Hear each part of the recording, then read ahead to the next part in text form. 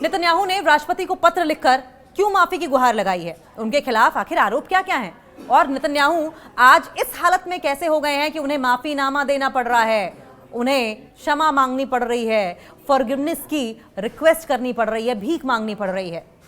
Israel के प्रधानमंत्री Benjamin Netanyahu ने अपने खिलाफ चल रहे भ्रष्टाचार के मामले में देश के राष्ट्रपति आइजैक हर्जोग से औपचारिक तौर पर माफी की दरख्वास्त की है। राष्ट्रपति कार्यालय ने कहा है कि राष्ट्रपति आइजैक हर्जोग इस असाधारण गुजारिश पर विचार करने से पहले न्याय अधिकारियों की राय लेंगे, क्योंकि इस कदम के महत्वपूर्ण परिणाम हो सकते हैं। पिछले 5 साल से नेतन्याहू 3 अलग अलग मामलों में मुकदमों का सामना कर रहे हैं। उन पर रिश्वतखोरी का मुकदमा है, धोखाधड़ी का मुकदमा है और बेंजामिन नेतन्याहू पर विश्वासघात का भी आरोप है। हालांकि नेतन्याहू खुद पर लगे आरोपों से इनकार करते रहे हैं। नेतन्याहू ने एक वीडियो संदेश में कहा कि वो चाहते थे कि कानूनी प्रक्रिया अपने निष्कर्ष तक पहुंचे, किसी सोल्यूशन तक पहुंचे, लेकिन राष्ट्र हित में ये ठीक नहीं रहेगा। वहीं इजराइल के विपक्षी दलों का क्या कहना है? इजराइल के विपक्षी दलों का कहना है कि माफी की गुहार लगाने से पहले नेतन्याहू को दोष स्वीकार करना चाहिए, मानना चाहिए कि वो विश्वासघाती हैं, मानना चाहिए कि नेतन्याहू करप्ट है। इस महीने की शुरुआत में अमेरिका के राष्ट्रपति डोनाल्ड ट्रंप ने इजरायली राष्ट्रपति हर्जोग से अपील की थी कि वो नेतन्याहू को पूरी तरीके से माफी दे दे। उस समय हर्जोग ने यह कहा था कि माफी के लिए किसी भी व्यक्ति को औपचारिक तौर पर एक अनुरोध देना होता है, माफी के लिए यह मानना होता है कि उसने क्राइम किया है। क्या नेतन्याहू मानेंगे कि वो क्रिमिनल हैं? रविवार को राष्ट्रपति कार्यालय ने नेतन्याहू के इस अनुरोध के बारे में जानकारी दी और उनका लिखा पत्र ये कहते हुए जारी किया कि इसकी गंभीरता, इसकी सीरियसनेस और उसके इफेक्ट को, उसके इंपैक्ट को देखते हुए इसे पब्लिक करने का डिसीजन लिया गया है। अब तक राष्ट्रपति कार्यालय ने यह नहीं बताया कि राष्ट्रपति इस पर कब फैसला करेंगे। नेतन्याहू पर दरअसल 3 आरोप लगे हैं। साल 2020 में पहला आरोप लगा। नेतन्याहू मुकदमे का सामना करने वाले इजराइल के पहले ऐसे प्रधानमंत्री बने जिन पर पद पर रहते हुए आरोप लग गए, प्रधानमंत्री रहते हुए आरोप लग गए। और ये इजराइल के इतिहास में पहली बार है कि करप्शन का चार्ज किसी प्रधानमंत्री पर लगा हो, वो भी पद पर रहते हुए। अटॉर्नी जनरल अविखाई मंडोब्लस ने फरवरी में कहा था कि वो 3 मामलों के सिलसिलों में नेतन्याहू पर मुकदमा करना चाहते हैं। अपने फैसले की जानकारी देते हुए उन्होंने कहा कि मैंने प्रधानमंत्री बेंजामिन नेतन्याहू को बताया कि उन पर 3 आरोपों के मुकदमे चलाए जाएंगे। जब कोई अटॉर्नी जनरल किसी पदस्थ प्रधानमंत्री पर भ्रष्टाचार के गंभीर मामलों में मुकदमा चलाने की बात करता है तो वो दुखद होता है। नेतन्याहू के खिलाफ चल रहे इन मामलों को केस 1000, 2000 और 3000 के नाम से जाना जाता है। ये सभी मामले लंबित थे और पिछले महीने इन तीनों पर आखिरी सुनवाई हुई। केस 1000, इस मामले में नेतन्याहू पर धोखाधड़ी करने और भरोसा तोड़ने के आरोप हैं। उन पर आरोप है कि उन्होंने अपने एक अमीर दोस्त से किसी काम के बदले कई महंगे तोहफे जैसे कि पिंक शैंपेन और सिगारें ली। नेतन्याहू का कहना है कि ये सभी तोहफे सिर्फ दोस्ती की वजह से मिले और उन्होंने तोहफों को गलत तरीके से किसी काम के बदले में नहीं लिया है। नेतन्याहू के दोस्त ने ऐसे किसी भी आरोप से इनकार किया है। केस नंबर 2000, यह मामला भी धोखाधड़ी और भरोसा तोड़ने का ही मामला है।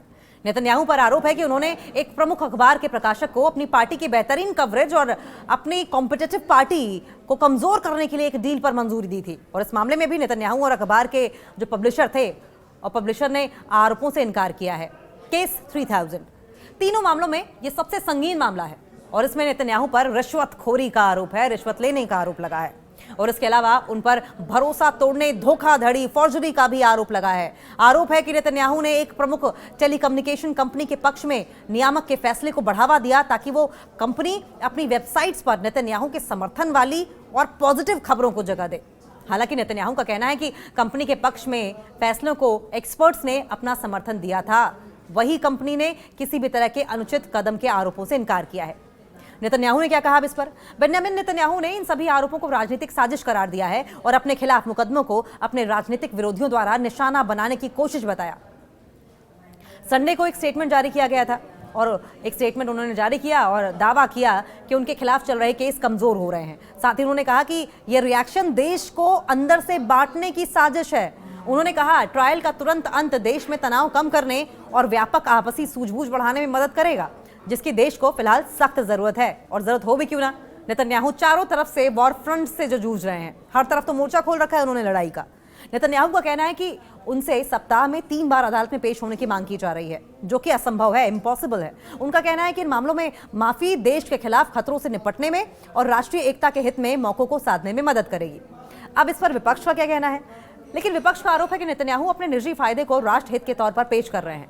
विपक्ष के नेता येर लेपिड ने कहा है कि नेतन्याहू को माफी तभी मिल सकती है जब नेतन्याहू दोष को स्वीकार कर लें, पछतावा जताएं और तुरंत राजनीति छोड़ दें।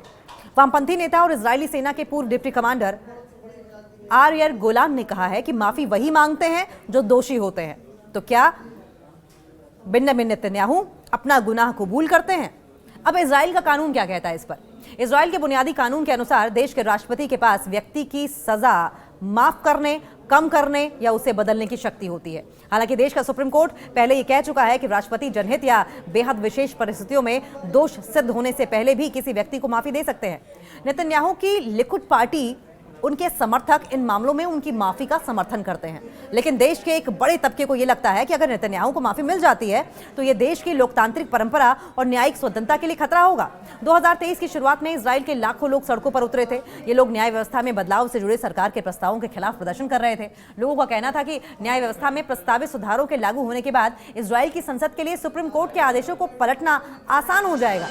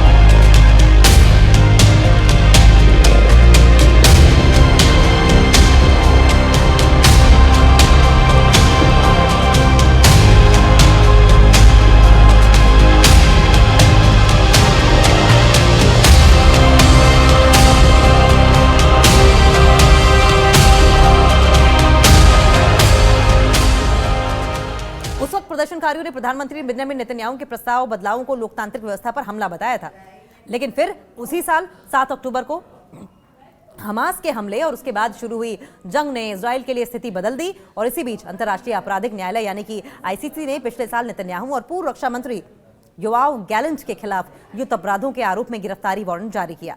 नेतन्याहू ने इसे यहूदी विरोधी फैसला करार दिया था उस वक्त।